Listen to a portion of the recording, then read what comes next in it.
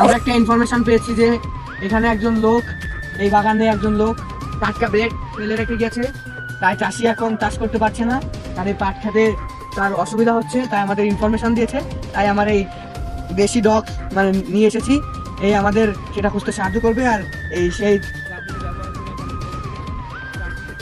দিয়েছে, আমি এখন আমার কুকুরকে সেটা শুকাবো, সে আমাদের সেই ব্লেডটা খুঁজতে সাহায্য করবে। দেখো তো ছানা,